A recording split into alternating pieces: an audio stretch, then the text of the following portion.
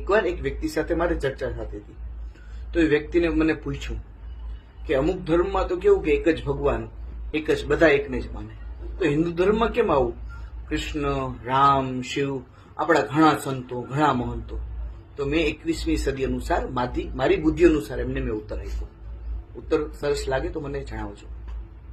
કે હિન્દુ ધર્મ છે ને એ વર્ષે 500 વર્ષે, 200 વર્ષે, 300 વર્ષે અપડેટ થાય છે.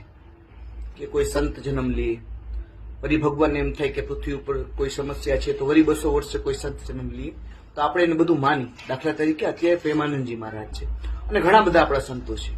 તો હિન્દુ ધર્મ 100 વર્ષે, 200 વર્ષે અપડેટ થાય છે. અને અમુક ધર્મ છે જે એકવાર આવી ગયા છે, બસ એક જ ભગવાન, એક જ વસ્તુ, એકને માન્યા રાખો. બરોબર? અને હિન્દુ ધર્મમાં એવી શક્તિ છે કે જો તમે મનુષ્ય તરીકે ભગવાનના નામનું સ્મરણ કરો ને તો તમે ખુદ ભગવાનને થવાને લાયક છો. પણ અમુક ધર્મમાં એવું નથી. અને તમને એમ લાગતું હોય કે હિન્દુ ધર્મ ખતરામાં છે. આદિ અંત કોઈ દી હિન્દુ ધર્મ ખતરામાં હતો ના છે ના રહેવાનો છે.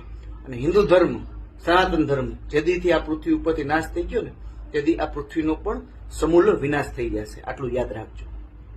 જય સિયારામ.